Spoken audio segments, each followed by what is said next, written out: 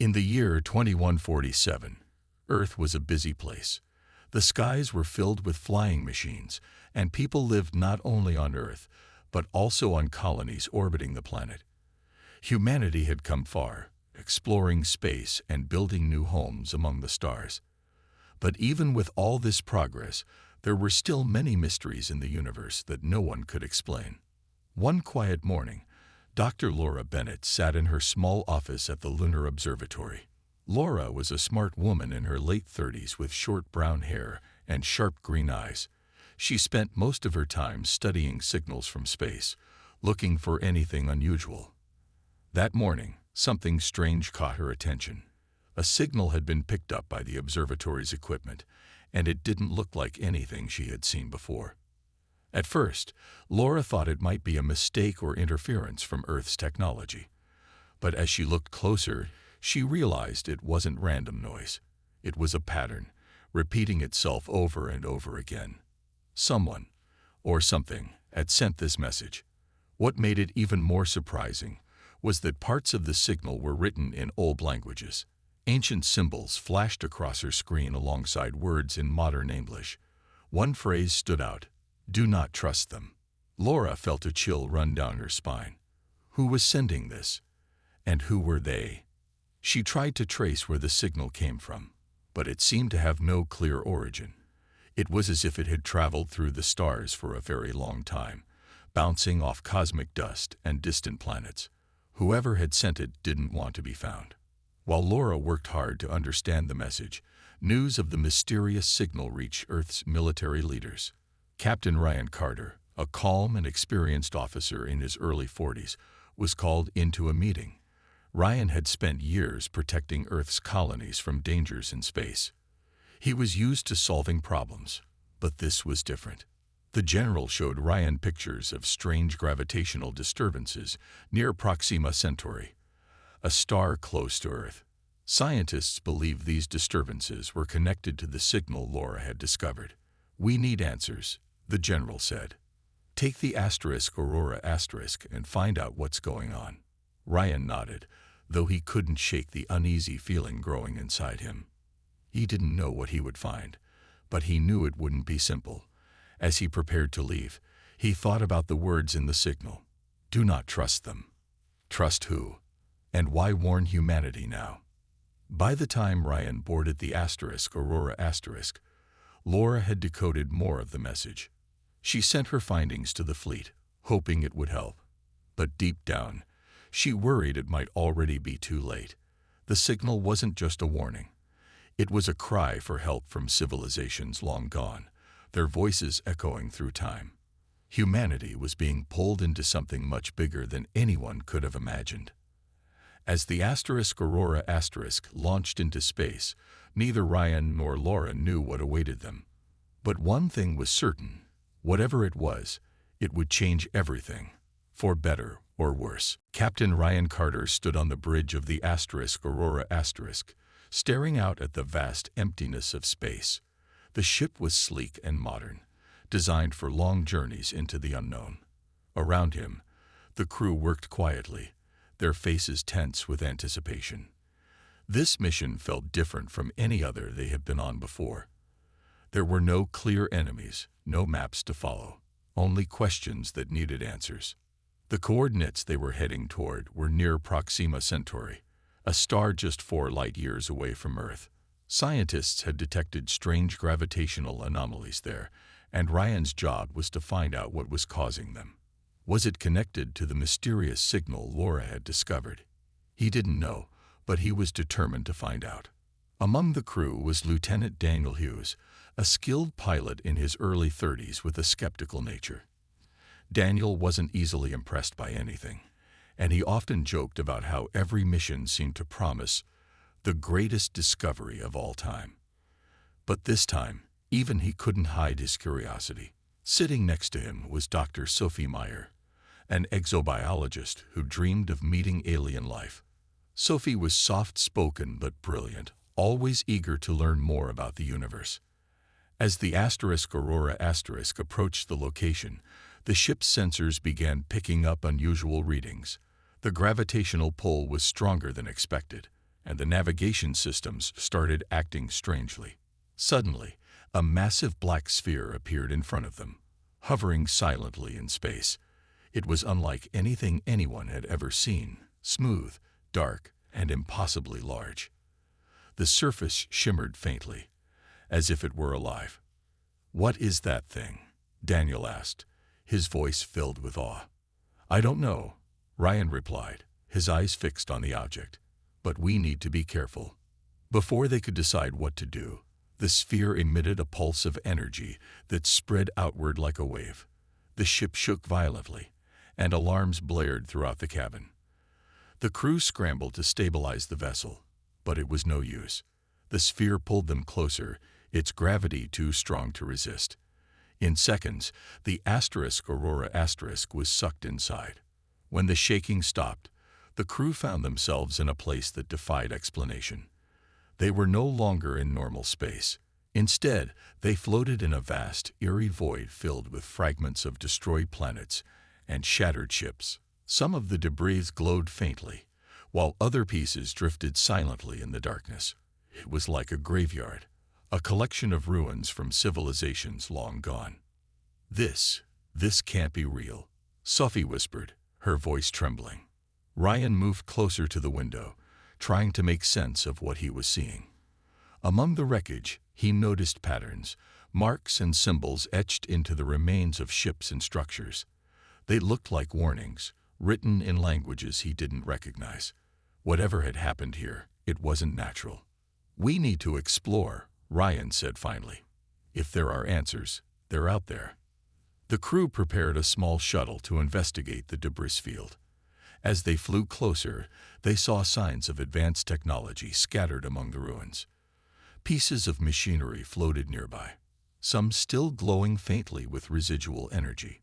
Sophie carefully collected samples, her hand steady despite the overwhelming sight around her. Then, something unexpected happened. One of the larger pieces of wreckage began to emit a faint light. A recording played, crackling with static, but clear enough to understand. The voice spoke in a language none of them knew, but the ship's translation system quickly decoded it. The message was chilling. "It came for us. It will come for you." The crew exchanged worried glances. Whatever it was, it had destroyed countless worlds. And now, humanity might be next. The crew of the Aurora sat in stunned silence after hearing the recording. The voice had been calm but filled with despair, as if its speaker knew there was no hope left. "It came for us. It will come for you." Those words echoed in their minds, heavy with warning. Ryan clenched his fists, trying to stay focused. They had a mission, and fear wouldn't help them now. Sophie carefully examined the piece of wreckage that had played the message. It was part of a ship, larger than anything she had seen before, with strange symbols etched into its surface. The symbols looked like they were meant to warn others, warnings about something unimaginably dangerous. She took photos and sent them back to Earth, hoping someone could make sense of them. As the shuttle moved deeper into the debris field, they found more signs of destruction.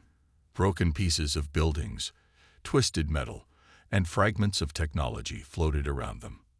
Some of the wreckage still carried traces of life. Clothes, tools, even personal belongings. It was clear that entire civilizations had been wiped out here.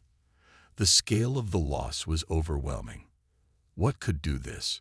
Daniel muttered, shaking his head. "Whatever it is, it's not just powerful, it's ruthless." Ryan didn't answer. He was too busy thinking about what the recording had said. "It came for us." That meant this wasn't an accident or a natural disaster. Something, or someone, had done this on purpose.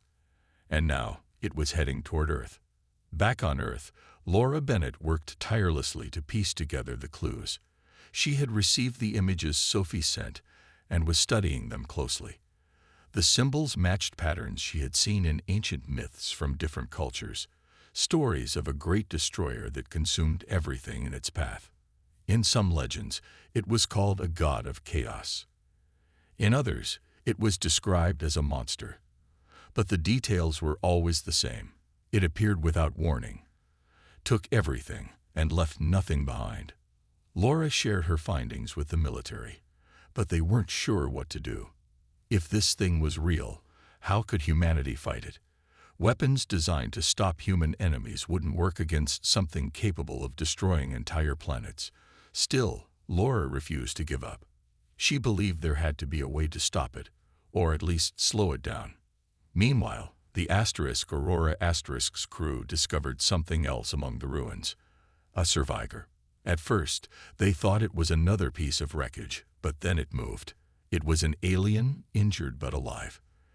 Its body was covered in smooth, silvery skin, and its large, dark eyes flickered weakly as it looked at them. Ryan ordered the crew to bring it aboard the shuttle carefully. Once inside, Sophie tended to the alien's wounds while trying to communicate. It was difficult at first, but eventually they managed to exchange simple ideas through gestures and sounds. The alien called itself Kale and belonged to a species known as the Zenari.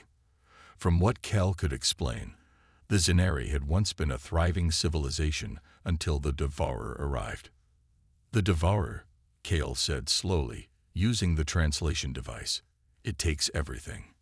Resources, life, everything. Then it moves on. Ryan felt a chill run down his spine. This was what the recording had warned about. How do we stop it? He asked. Kale shook its head. You can't stop it. No one has ever stopped it. The news hit the crew hard. If even the Zenari couldn't defeat the Devourer, what chance did humanity have? But Kale wasn't finished. It explained that its people had tried to escape, building ships to flee to distant stars. Most hadn't made it, but a few, including Kale, had survived, only to become stranded here when their vessel was damaged. Ryan looked at Kale, determination flickering in his eyes. We'll help you fix your ship, he said. But first, we need your help. Together, maybe we can find a way to fight back. Kale hesitated but finally nodded. For the first time in days, Ryan felt a spark of hope. If they worked together, perhaps they could uncover a way to protect Earth and the rest of the galaxy from the Devourer. The uneasy alliance between the crew of the Aurora Asterisk and Kale, the Zenari survivor, began to take shape as they worked together to repair Kal's damaged ship. The aliens' knowledge of advanced technology proved invaluable, and Sophie spent hours learning from Kale about systems far beyond anything humanity had developed. Despite their differences, a fragile bond formed between them as they shared ideas and strategies. Ryan kept a close eye on the repairs, ensuring the work progressed quickly. Every moment they spent in the void felt like borrowed time.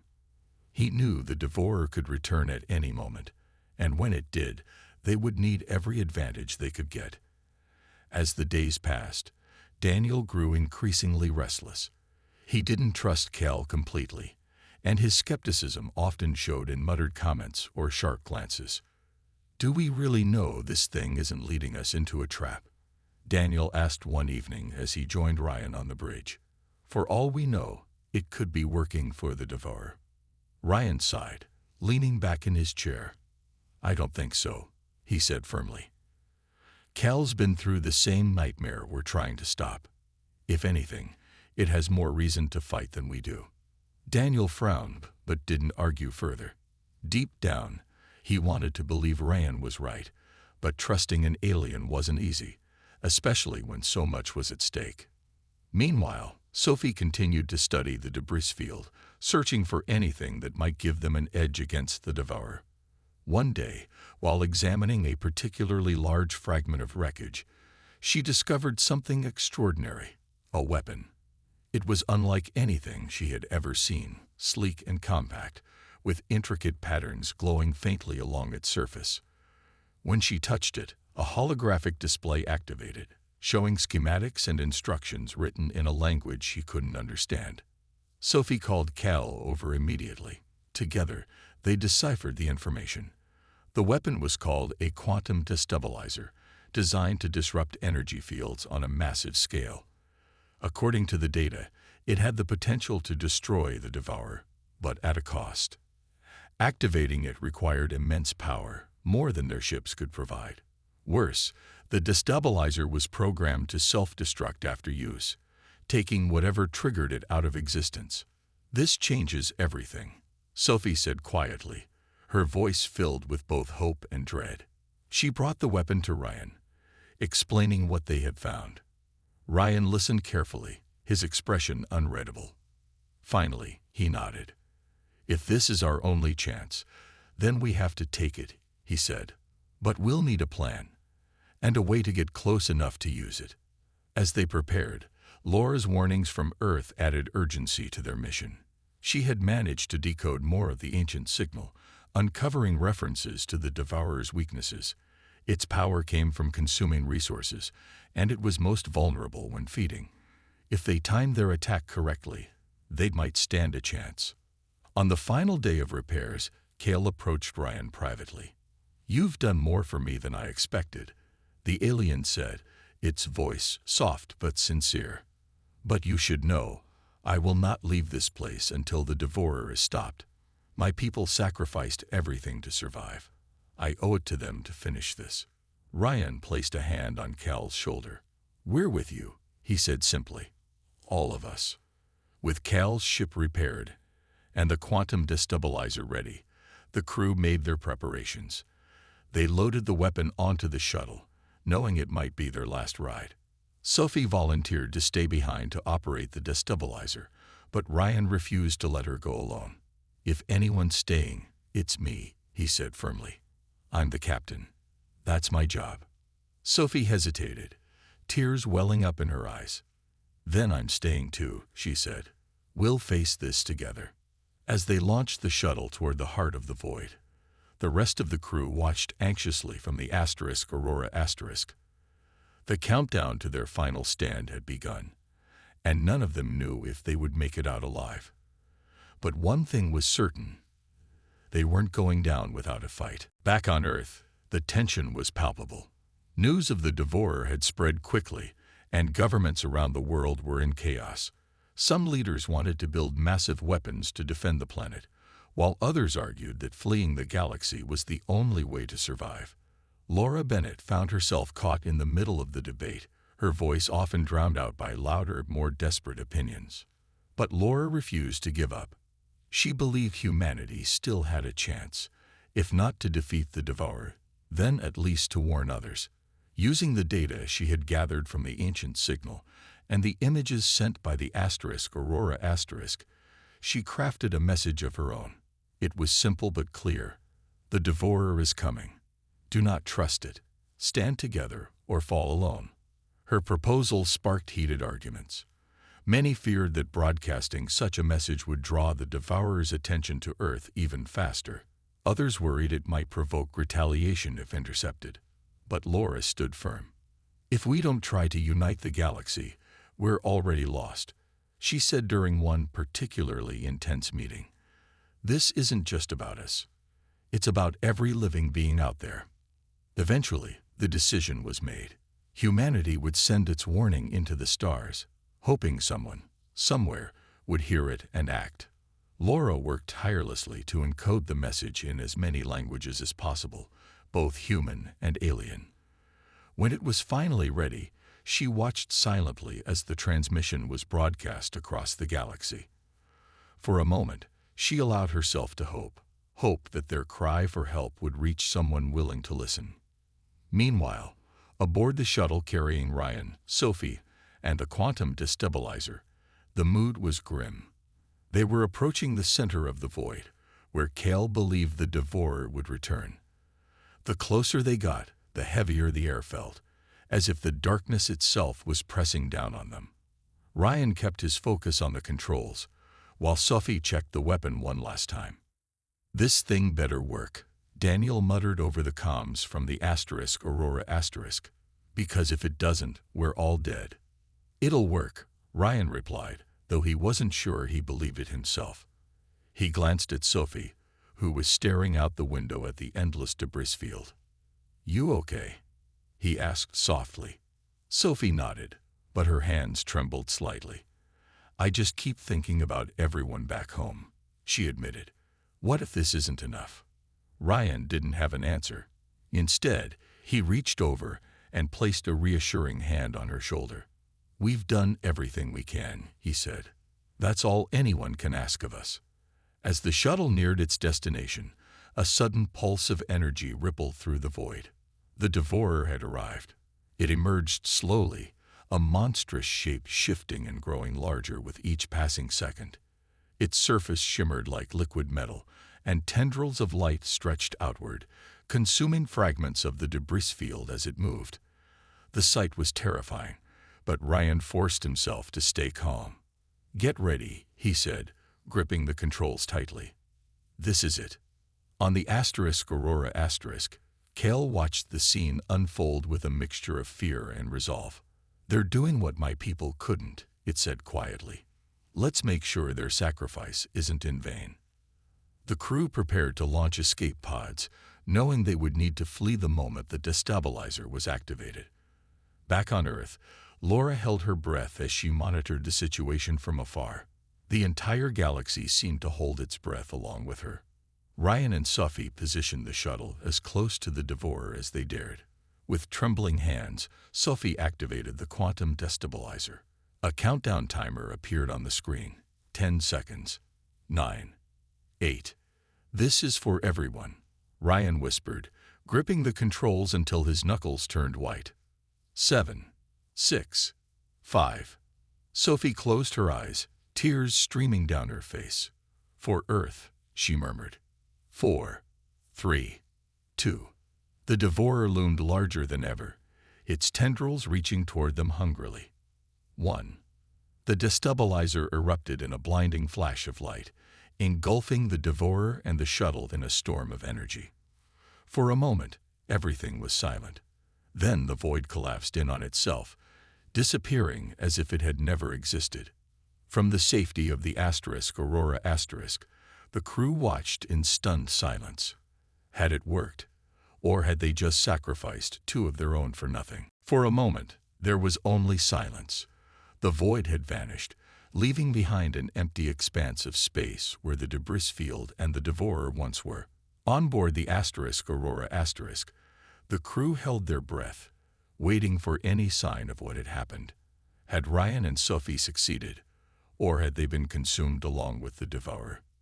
Then, out of the darkness, a small object appeared, a shuttle, battered but intact. It drifted slowly toward the Aurora *, its engines sputtering weakly. Cal rushed to the comm system, his voice cracking as he called out, "Ryan? Sophie? Can you hear me?" Static filled the line for several seconds before a faint response came through. "We're here," Ryan's voice rasped, strained but alive. It worked. "The devourer is gone." The entire crew erupted into cheers, tears streaming down their faces. Against all odds, Ryan and Sophie had survived. They had faced the unimaginable and emerged victorious. But as the shuttle docked with the Aurora * and the 2 stepped aboard, it was clear the experience had taken its toll. Ryan's face was pale, his hands trembling slightly, while Sophie leaned heavily on him, her eyes red from crying. "You did it," Cale said, approaching them with a look of deep respect. "You've given us a chance to rebuild, to live again." Ryan shook his head, his voice barely above a whisper. "We didn't do this alone. Everyone played a part. Humanity, the Zenari, even those civilizations we never got to meet, they all gave us the strength to fight back." Sophie nodded, clutching the now deactivated quantum destabilizer in her hands. "This isn't just our victory," she added softly. "It belongs to everyone who stood against the devourer, no matter how long ago." As the Aurora * began its journey back to Earth, news of their success spread across the galaxy. Laura Bennett listened to the updates from her office at the Lunar Observatory, her heart swelling with pride and relief. The signal humanity had broadcast earlier seemed to have reached others too. Reports came in from distant stars, alien species pledging support, sharing resources, and vowing to stand united against future threats. But Laura knew the battle wasn't truly over. The devourer may have been destroyed, but the scars it left behind would take generations to heal. Entire worlds had been lost, and countless lives extinguished. Still, amidst the grief, there was hope. For the first time in recorded history, the galaxy was coming together, not out of greed or conquest, but out of necessity and shared purpose. When the Aurora finally returned to Earth, it was met with a hero's welcome. Crowds gathered to cheer for Ryan, Sophie, and the rest of the crew, waving flags and chanting their names. Kale stepped forward hesitantly, unsure how humans would react to an alien visitor. But instead of fear or hostility, the crowd erupted into applause, welcoming the Zenari survivor as one of their own. In the days that followed, world leaders convened to discuss the future. The Galactic Alliance was formed, a coalition of species dedicated to protecting the universe from threats like the Devourer. Humanity, once seen as young and inexperienced, was now respected as a key member of this new alliance. Laura became one of its leading scientists, working tirelessly to ensure Earth contributed everything it could to the cause. Late one night, after the celebrations had ended, Ryan stood outside, gazing up at the stars. Sophie joined him, wrapping a blanket around her shoulders. Neither spoke for a long time, content to simply exist in the quiet moment. "Do you think we'll ever see something like the Devourer again?" Sophie asked finally, breaking the silence. Ryan shrugged, his eyes fixed on the sky. "Maybe," he admitted, "but if we do, we won't face it alone. Not anymore." Sophie smiled faintly, leaning her head against his shoulder. Together, they watched the stars twinkle in the distance, symbols of both the dangers and the possibilities that lay ahead. Whatever challenges awaited them, humanity and the galaxy would face them united. Months passed after the defeat of the Devourer, and life on Earth began to change in ways no one had expected. The Galactic Alliance brought humans into contact with dozens of alien species, each contributing their knowledge, technology, and culture. For the first time, humanity felt like part of something bigger, a vast network of civilizations working together for a common goal. But the scars of what had happened were still fresh, and reminders of the cost of victory lingered. Laura Bennett spent most of her days at the Lunar Observatory, now transformed into a hub for interstellar communication. She coordinated efforts between Earth and the other members of the Galactic Alliance, sharing data and strategies to prepare for any future threats. Her office was filled with holographic displays showing maps of the galaxy, new discoveries, and messages from distant worlds. Despite the progress, she often found herself staring at the stars through her window, wondering how many more dangers lurked out there. One evening, as she worked late into the night, a message arrived from an unfamiliar source. It wasn't a distress call or a warning. It was a thank you note, written in simple but heartfelt language. It came from a small colony near the edge of known space. They had received Earth's broadcast just in time to evacuate before the Devourer reached them. "Your courage saved us," the message read. "We will never forget." Tears welled up in Laura's eyes as she read the words. For all the fear and loss they had endured, moments like this reminded her why they had fought so hard. Humanity's voice had traveled farther than anyone could have imagined, touching lives across the stars. Meanwhile, Ryan Carter and Sophie Meyer adjusted to life back on Earth. Both struggled with the weight of what they had experienced, but they leaned on each other for support. Ryan returned to commanding ships in the Interstellar Defense Fleet, training new recruits to face the unknown. Sophie threw herself into her work as an exobiologist, studying samples collected during their mission and collaborating with alien scientists. Together, they became symbols of hope, proof that even in the darkest times, people could rise to the challenge. Kale stayed on Earth as well, serving as an ambassador for the Zenari people. Its presence helped bridge gaps between species, fostering trust and understanding where there had once been fear. Though Kale missed its home, it found comfort in knowing that its sacrifice, and the sacrifices of its people, had not been in vain. As the years went by, Earth flourished under the protection of the Galactic Alliance. New technologies improved daily life, and humanity's reach expanded further into the stars. Children grew up learning about the bravery of those who had faced the devourer, inspiring them to dream of exploration and discovery. But perhaps the greatest change was in how people saw themselves. No longer did they view Earth as isolated or insignificant. They were part of a larger family, connected by shared struggles and triumphs. The warning humanity had sent into the galaxy hadn't just saved lives. It had sparked a movement toward unity and cooperation. One clear night, Laura stood outside her home, looking up at the sky. Beside her, Ryan and Sophie joined her, along with Kale. The four of them stood in silence, watching the stars shimmer above. Each carried their own memories of pain and loss, but also of hope and resilience. "We've come so far," Laura said softly, breaking the quiet. "And we'll go even farther," Ryan replied, smiling faintly. Sophie nodded, her gaze fixed on a particularly bright star. "Whatever comes next, we'll face it together." Kale raised its head slightly, its large eyes reflecting the light of the heavens. "Yes," it said simply. "Together." In that moment, none of them needed to say more. The galaxy was still full of mysteries, dangers, and challenges yet unseen. But they knew one thing for certain. Humanity was ready to explore, to learn, and to protect, not just their own world, but every corner of the universe they called home.